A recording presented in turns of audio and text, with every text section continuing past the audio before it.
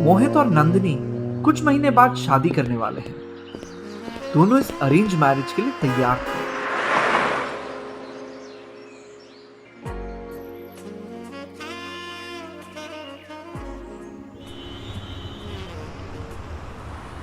एक दूसरे को बेहतर समझने के लिए दोनों शादी से पहले कुछ महीने साथ में रहने का फैसला करते हैं और फिर इंदौर में एक ऐसा घर खोजने लग जाते हैं जहां वो दोनों अपने भविष्य की प्लानिंग कर पाए।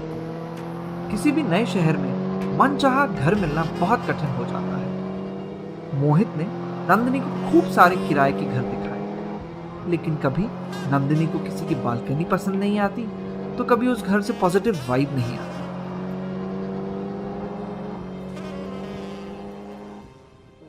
एक दिन नंदिनी के किसी पुराने दोस्त ने उन्हें तिलक नगर में एक घर के बारे में बताया। वो घर किसी रिटायर्ड सैनिक का था। जब घर देखने पहुंचे तो वो एक बड़ा सरकारी घर था। बड़ा आंगन, चारों तरफ तरह तरह के पेड़ पौधे। उस पुराने घर की नेम प्लेट पर लिखा था प्रेमा सदन। किसी ने फूलों की तरह इस घर को संजो रखा था। अंदर पहुंचते ही उनकी मुलाकात एक रिटायर्ड आर्मी ऑफिसर से होती है। गर्मजोशी से उस अफसर ने मोहित से हाथ मिलाया और कहा, मेरा नाम प्रमोद शाह है। यह बंगला मेरा है। आपकी जानकारी के लिए बता दूं, आज तक इस बंगले में कोई भी किराएदार नहीं रहा। मेरी पत्नी प्रेमा ने यह बंगला बहुत अच्छे से सजाया, मगर अफसोस अब वो इस दुनिया में नहीं। मैंने घर को अभी तक उसी तरह संजो रखा है। तो सर, इस घर में और कौन कौन रहता है? मेरे बच्चे विदेश में रहते हैं। परिवार के बाकी सदस्य कभी कभी आते जाते, इसलिए कुछ कमरे बंद हैं। अच्छा होगा अगर आप उन्हें ना खोलें। घर के खालीपन में उनकी कड़क आवाज गूंज रही थी। वो उन दोनों को घर दिखाने लग जाते हैं।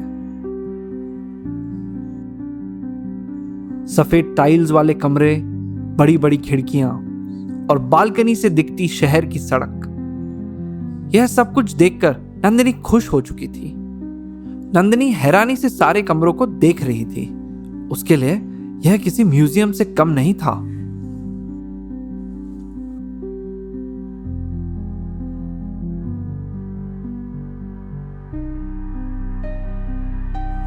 वो पुरानी तस्वीरों को ऐसे देख रही थी मानो वो उन तस्वीरों से बात करना चाहती हो।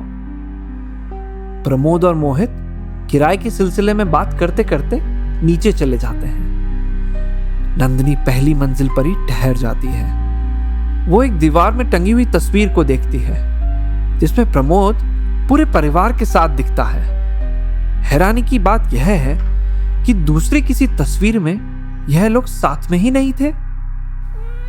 तभी नंदिनी को कमरे से कुछ हलचल सुनाई देती है। वो आवाज सीढ़ियों के पास वाले कमरे से आ रही थी। नंदिनी ने सोचा कि प्रमोद जी ने इस कमरे के बारे में क्यों नहीं बताया।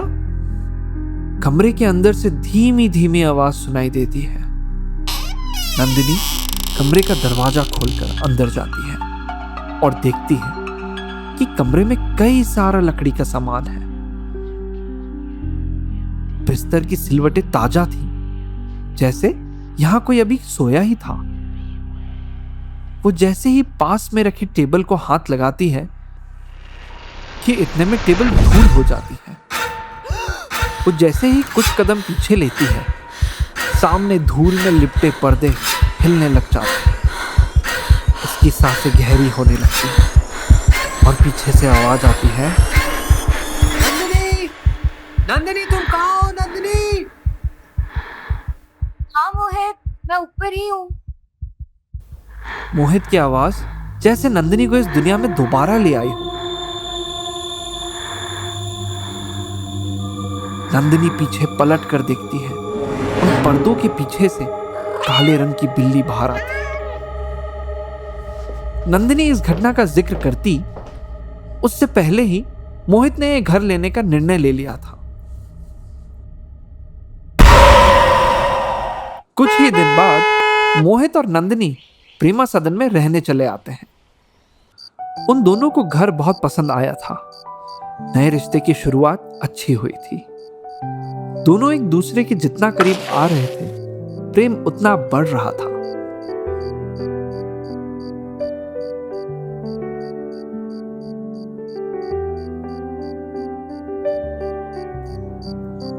एक रात मोहित और नंदिनी सो रहे थे। आधी रात का वक्त था, चारों तरफ सन्नाटा था। तभी मोहित को ऐसा लगता है कि जैसे किसी ने उसका नाम पुकारा हो।